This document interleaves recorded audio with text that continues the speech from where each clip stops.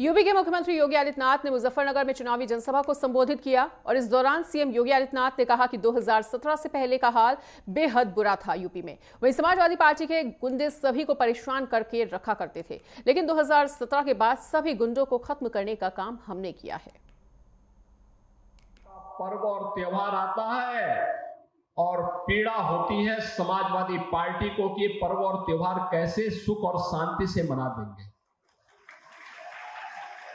आपने देखा होगा भारत निर्वाचन आयोग ने 13 नवंबर को चुनाव की तिथि घोषित की थी। सभी राजनीतिक दलों ने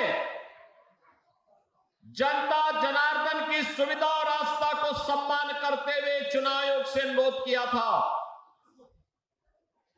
कि ये चुनाव की तिथि आगे बढ़ा दी जाए, क्योंकि 11 नवंबर से ही हमारा पश्चिमी उत्तर प्रदेश मुजफ्फरनगर, शामली, गाजियाबाद, मुरादाबाद, संभल, अमरोहा और आसपास के क्षेत्र के श्रद्धालु गंगा स्नान करने के लिए सुख तीर्थ पर या फिर गढ़मुक्तेश्वर में या टिकरी में जाकर के वहां रात्रि निवास करते हैं, वहां प्रवास करते हैं, कुछ घंटे मां गंगा के आंचल में व्यतीत करते हैं।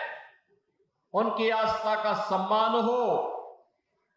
हम आभारी हैं भारत निर्वाचन आयोग के कि उन्होंने जन आस्था का सम्मान दिया, लेकिन समाजवादी पार्टी ने इस फैसले का विरोध किया। याद करिए, ये वही समाजवादी पार्टी है और इनके प्रत्याशी मुजफ्फरनगर दंगे का सरगना भी तो है। बहनों और भाइयों, हथियारों का जखीरा बरामद हुआ था और याद करिए, तब समाजवादी पार्टी की सरकार के मुखिया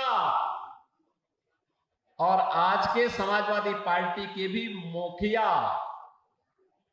उन दंगाइयों को अपने सरकारी आवास पे बुला करके सम्मानित कर रहे थे।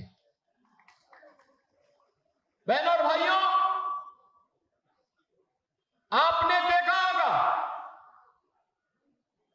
ये पश्चिमी उत्तर प्रदेश, जहां का हमारा अन्नदाता किसान अपने खून और पसीने से धरती माता में सोने उगलाने का काम करता है, अपनी मेहनत से, अपनी पुरुषार्थ से पूरी धरती में फसलें लहलाती भी दिखाई देती है तो सोने जैसा एक महक देती है। और बहनों और भाइयों, इस पश्चिमी उत्तर प्रदेश को समाजवादी पार्टी की सरकार कहां लेके चली गई थी?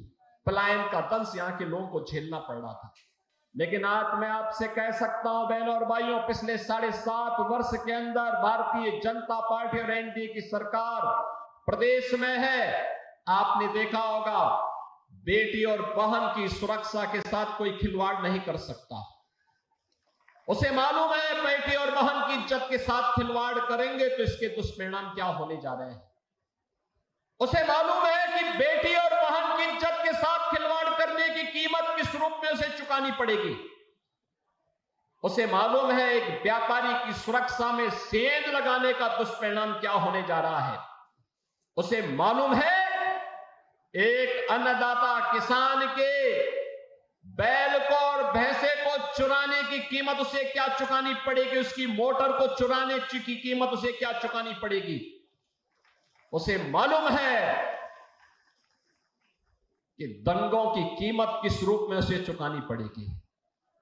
अब तो दंगा नहीं हो रहा पश्चिमी उत्तर प्रदेश में, अब तो किराना में पलायन भी नहीं हो रहा है, अब तो यहां व्यापार फल फूल रहा है।